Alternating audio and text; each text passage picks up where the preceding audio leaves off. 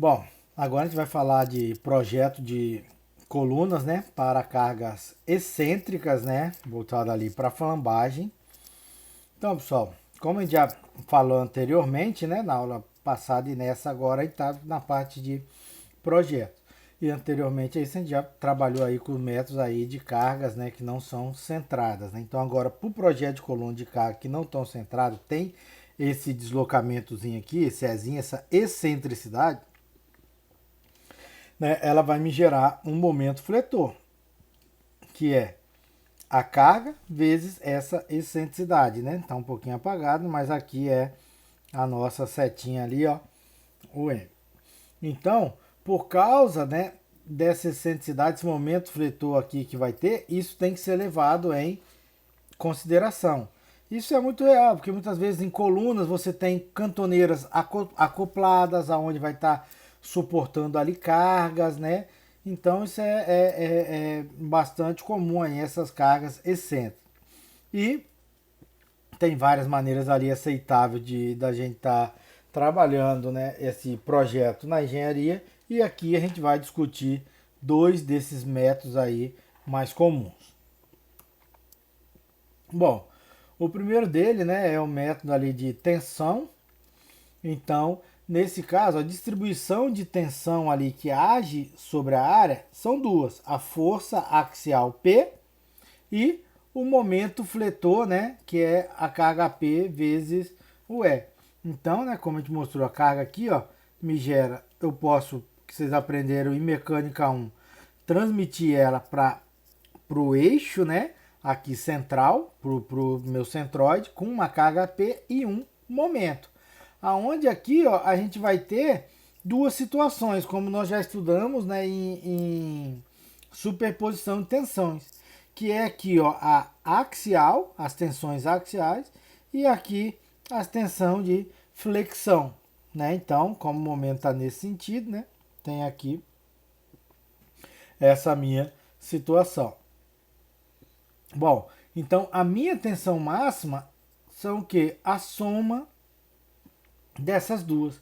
E como nós falamos, né, a máxima vai ocorrer aonde? Do lado aonde essa minha carga está atuando. Porque aqui é onde eu vou ter a compressão da minha tensão axial e aonde eu vou ter a compressão da minha flexão. Então elas vão ser somadas. Beleza? Então, pessoal, né, para essa situação, o que eu sei? Ó, a minha tensão máxima ali, ó, que eu calculei utilizando essas duas, ela tem que ser o quê? Menor ou igual que a tensão admissível, né? A tensão que eu tenho ali com o meu coeficiente de segurança, né, aplicando em relação a isso. Então, a tensão admissível, também como falei, as fórmulas disponíveis para a coluna, né? Essa aqui é a de tensão. Então, a tensão admissível aqui, ó, determina pelas equações ali apresentadas no projeto. E uma coisa, né, como aqui, ó, eu tenho esse meu fletor e essa carga, né, sempre a gente vai, quando for estar determinando ali, a gente vai utilizar o que? O maior índice de esbeltez, independente do eixo que a coluna sofre, né, a flexão. Tá, então, para a gente estar ali projetando, então sempre ali o maior índice de esbeltez. Então, a minha tensão admissível é o que? É o tipo do material que vai influenciar e a faixa ali de esbeltez também. Então, são os parâmetros ali que nós temos. E a outra forma que tem é a forma da interação. Então, neste caso, né, a gente vai verificando o que? As cargas de flexão e as cargas axiais vão interagir, né, de forma a conseguir um equilíbrio desses dois, né, efeitos, né? É o mais adequado ali, né, o método ali para o dimensionamento. Então, a tensão admissível axial, que a gente chamou aqui, ó, tensão de ADM, ela é exigida ali através de quem? Da minha carga axial. A minha tensão axial é o que? Força sobre área. A área aqui axial. De maneira semelhante, a minha tensão, né, de flexão admissível, o FADM, ele é a quem? É a minha tensão de flexão, que é o momento, vezes o C, que é do centro até a extremidade, sobre o momento de inércia, aonde o momento de inércia é quem? É a área vezes o raio de giração ao quadrado. Então, substituindo aqui, ó, a área que a flexão vai suportar é quem? É o momento vezes C, a minha tensão admissível de flexão vezes o raio. Então, essa seria a área necessária para suportar a carga axial e essa seria a área necessária para suportar a carga de flexão, né? Então, isso aí vocês estudaram em resistência 1, quando você quer dimensionar algo sofrendo apenas carregamento axial ou sofrendo apenas, né, a flexão, certo? Só que agora, além de analisar aqui a nossa flambagem, né, eu tenho essas duas devido à excentricidade. Então, a gente vai ter a interação dessas duas, porque como sofre carga axial e sofre carga admissível, eu vou ter que o que? A soma dessas duas áreas aqui vai ser a nossa área total, né? Então, ó, a área axial mais a área de flexão é igual à nossa área total, né? Então, ela tem, para suportar, tem que ser igual, né? Ali, então a área total é maior ou igual ali, essa área aqui que a gente vai dimensionar, que é em cima aqui, ó, do carregamento axial e do carregamento aqui de flexão. Então, pessoal, presta atenção, cuidado. Esse R é raio de giração, que a gente substituiu o nosso momento de inércia aqui para a gente ter a área, para deixar essa equação aqui em função da área, a equação da flexão. Então, olha só, eu pego essa equação aqui de cima e agora divido tudo por A. Deixa eu apagar aqui para facilitar um pouco. Só apagar aqui, borracha. Então, ó, se eu pego ela aqui, ó, vou dividir tudo aqui por A, divido pela área total, aqui vai estar a área total e aqui quem? A área total. Então, o que eu vou ter aqui, ó, essa área total, né, é a carga dividido pela área sobre a tensão admissível, aqui, ó, o M vezes o C, aí dividido pela área vezes o raio de giração ao quadrado, é menor, então, área total sobre área total, 1. Só que quem que é isso aqui, ó? É a tensão axial sobre a tensão admissível mais a tensão de flexão sobre a tensão admissível de flexão tem que ser menor ou igual a 1. Então, esse procedimento, né, consiste ali na escolha de uma coluna, né, e verificando a satisfação dessa desigualdade ali. Então, uma escolha econômica é o quê? É quando ele está mais próximo, né, de 1. É quando eu estou ali trabalhando, né, de forma a diminuir ali o meu material. Então, olha só, a tensão axial é calculado por quem? Força sobre área. A tensão de flexão, que é essa aqui de cima agora, ó, é quem? É aquela que aprendeu, de flexão. Momento vezes o C, que é a distância do centroide até a extremidade, sobre o momento de inércia. Essa tensão admissível aqui, axial, essa tensão aqui, ó, é o que? Como é axial, é a que a gente já aprendeu a determinar anteriormente por projetos concêntricos, né? Como ele é concêntrico, eu tenho apenas ali a carga axial, né? Aqui é o que eu tirei do livro, isso aqui, ó, da seção 13.6, né? Que a gente vai estar utilizando ali o nosso trabalho, né? Ali a carga, né? Ali aquele gráfico, tá na equação 1, equação 2, né? Para ver qual que vai estar nos atendendo. E essa flexão admissível, né? Então, é definida ali, né? Especificações ali também em normas de projeto, código, né? Assim como essa aqui de axial, né? Que a gente já aprendeu. Então, aqui, ó, essa norma aqui americana fala, né? Para uso aqui, ó, né, desta equação ser viável é quando a razão da minha tensão axial e a minha tensão axial admissível seja menor ou igual a 0,15. Beleza? Para outros valores dessa razão, usa ali uma forma ali modificada da equação. Então isso aqui a gente vai, sempre que a gente vai utilizar essa da interação, a gente tem que fazer essa verificação aqui no final, certo? Então, vamos aqui, né, para o nosso primeiro exemplo. A coluna é feita de liga de alumínio, né, e é usada para suportar uma carga excêntrica P. Determine o valor de P que pode ser suportada se a coluna estiver engastada na base e livre no solto. Então ele fala, usa aqui ó, o método das tensões admissíveis, né?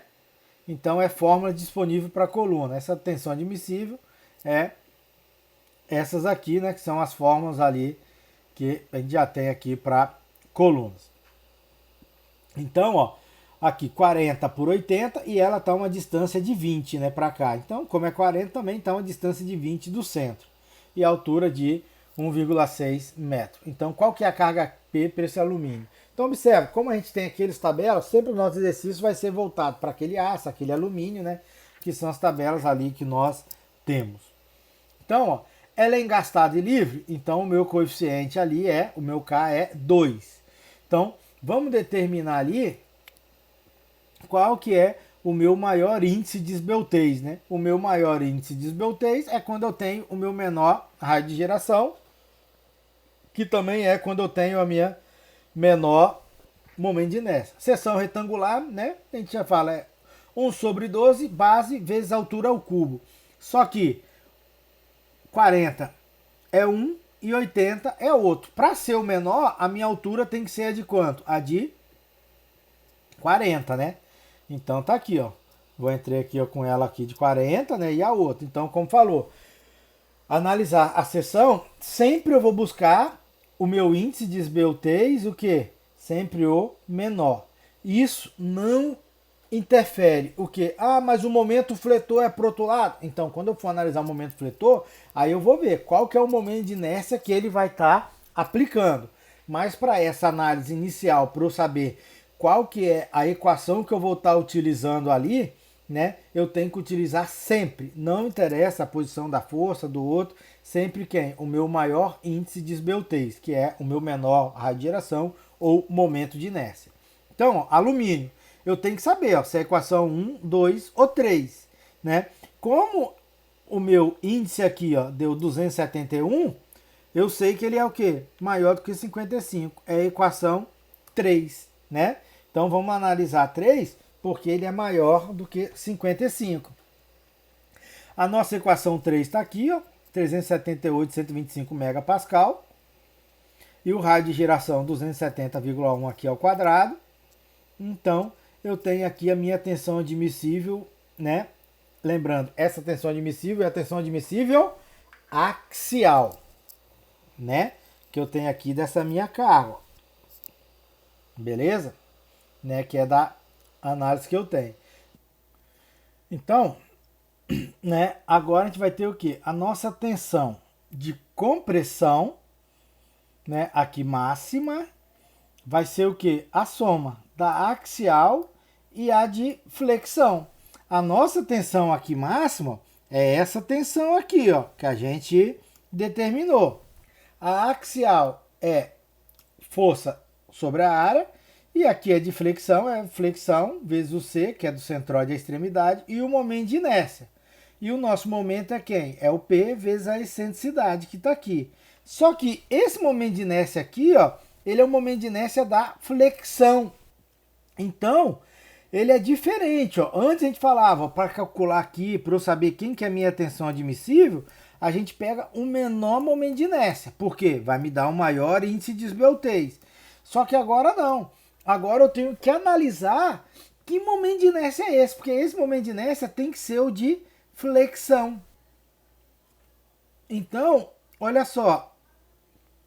Nesse meu plano aqui, ó, essa minha linha aqui, a minha flexão vai fazer com que ele venha o quê, ó, né? Esse meu momento que tá para cá, ó, ele vai o quê? Deslocar, ó, nesse sentido aqui. Então, qual é o plano que ele tá se deslocando, né? Ó, é no plano aqui, ó, Y, né? Com esse aqui, ou é no plano Y com esse aqui. O que ele está se deslocando é esse aqui, ó. Olha na lateral, vai descendo esse plano aqui, ó, ele vai fazer essa linha que eu fiz em azul. Então ela que vai ter o quê? A minha deflexão. Deixa eu apagar aqui, ficou muito ruim, né, esse desenho. Então, observa.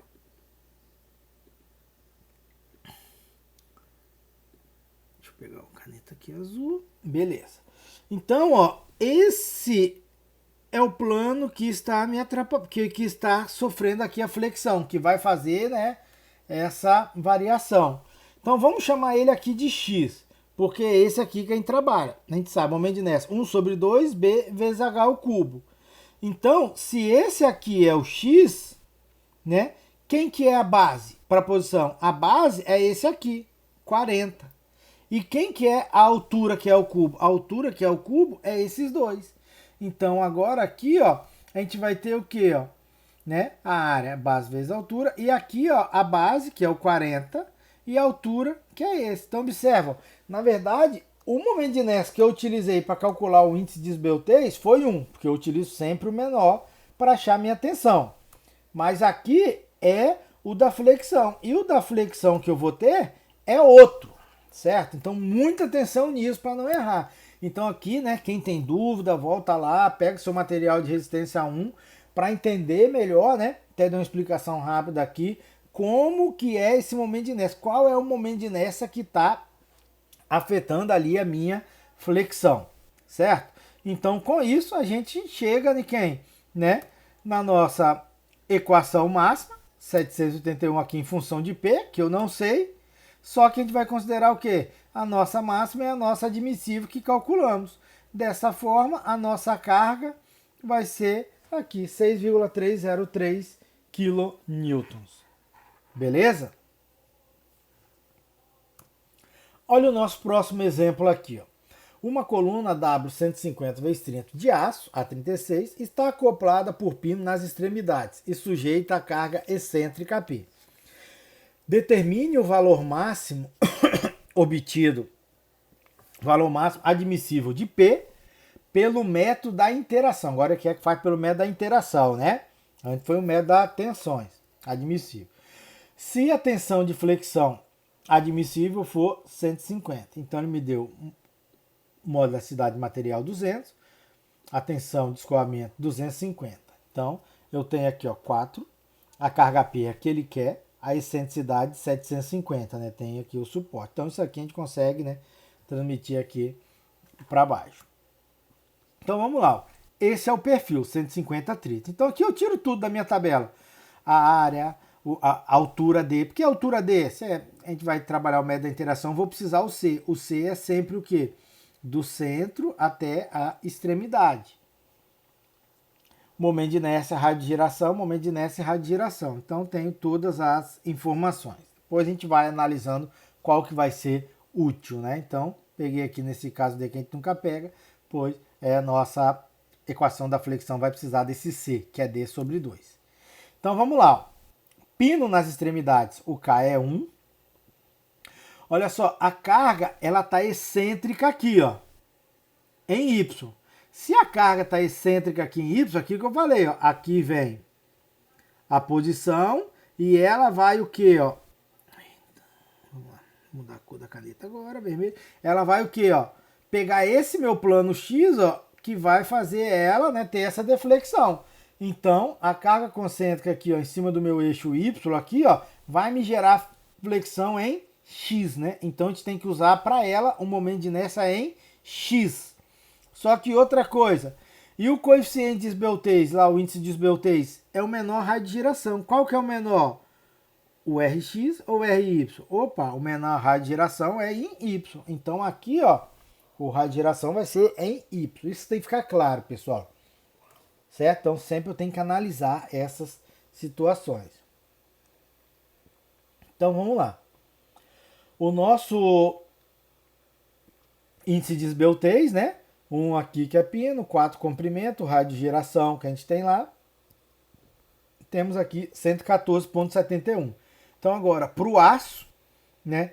A gente vai ter o quê? Que analisar agora quem é esse coeficiente para ver se eu utilizo equação 1 ou equação 2 para nós acharmos a nossa tensão admissível axial.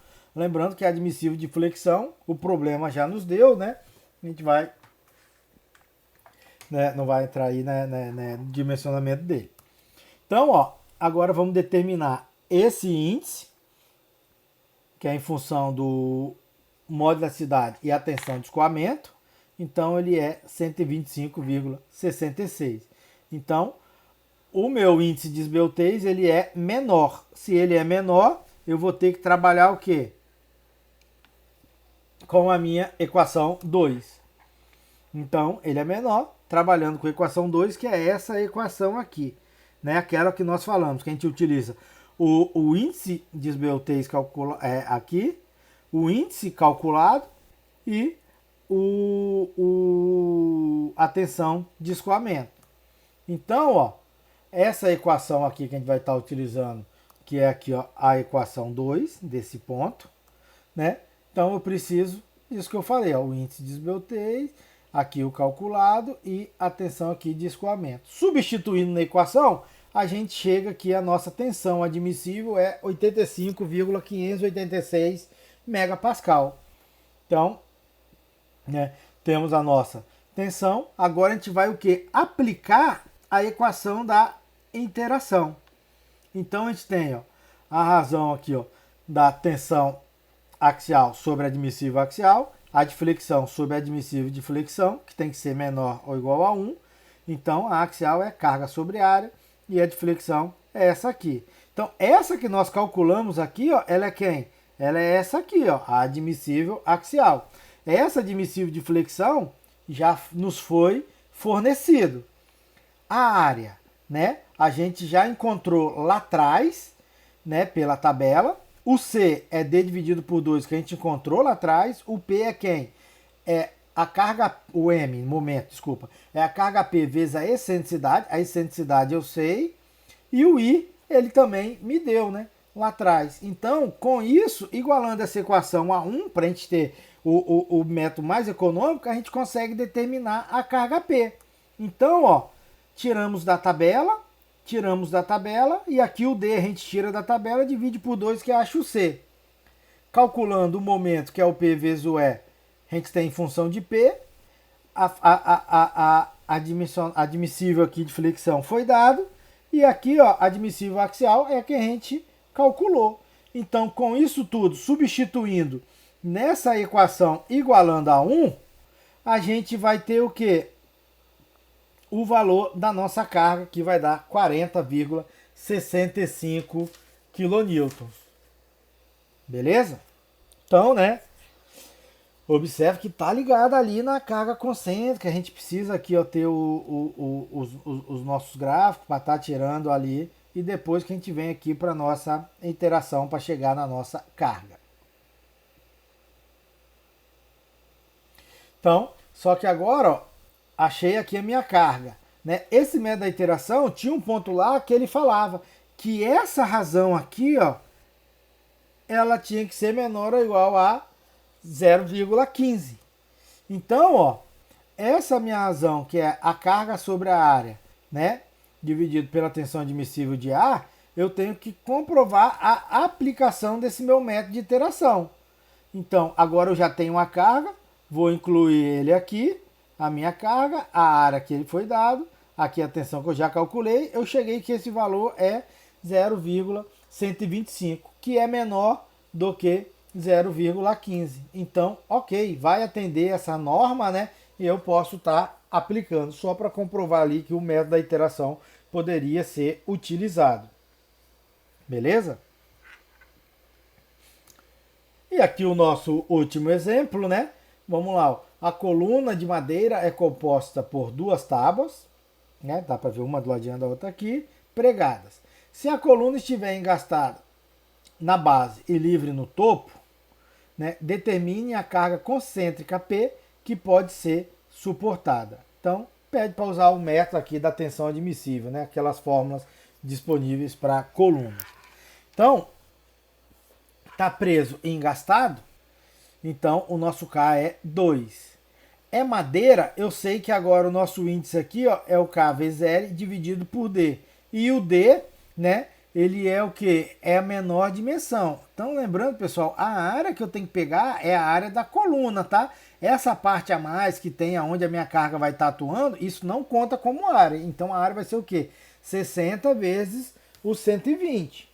Beleza? Então, o D, que é a menor seção, é essa de 60. A gente precisa disso para determinar a nossa tensão admissível. Porque a nossa tensão admissível, né? Ó, como falei, o D é esse menor, a gente calcula o nosso índice aqui e agora a gente vai comparar com o gráfico, né, de madeira. Então, ó, o nosso índice aqui é 40, ele está nessa faixa da equação 3. Beleza? Então, a equação 3, né, por ele estar maior que 26, menor que 50, é essa aqui, ó, 3.781 megapascal sobre o índice ali ao quadrado. Então, o índice é 40, né? Substituindo aqui, ó, ao quadrado, a gente tem que a nossa tensão admissível é 2,363 megapascal. Bom, temos aqui a nossa tensão admissível, agora a gente tem que fazer o quê? Ó? A nossa tensão admissível é igual à tensão máxima, né? E sendo que a tensão máxima desse corpo, como tem a excentricidade, ela é a tensão axial mais a tensão de flexão, certo? Então, a tensão que a gente encontrou ali, ó, né? A admissível são essas, basta substituir aqui, ó, o P, né? Que é quem eu quero, a área eu sei, 60 vezes 120, o momento vai ser o que? O P vezes a excentricidade dele, né? Então, ó, ele tá 60 e mais 20 aqui, então a excentricidade dele vai ser o que? A soma dos dois, vai ser 80. O momento de inércia, opa, vamos avaliar. O momento de inércia aqui vai ser em quem? Ó? Se ele está deslocando aqui em X, ó, a rotação que ele vai ter em torno do eixo deslocado em Y. A rotação vai ser em torno de quem? Do X. É o meu momento de inércia aqui de X, certo? E o C vai ser o 60 do centro até a extremidade. Então, ó, como tá lá, a flexão é em X, né? Se eu estou analisando aqui, ó, o X, a base é 60 e a altura é o 120. Esse é o nosso momento de inércia. Então, substituindo aqui, né? A excentricidade, como falei, é o 60, que é pro centro. Cuidado para não colocar isso aqui é o que ela está afora da coluna, né? Ainda. Então, substituindo aqui, a gente vai ter essa equação com apenas o P. Então, dessa forma, resolvendo, a gente consegue achar que a carga, né, que ele vai suportar é 3,35 kN. Beleza? Então, pessoal, assim, né, a gente finaliza aí o nosso conteúdo de flambagem.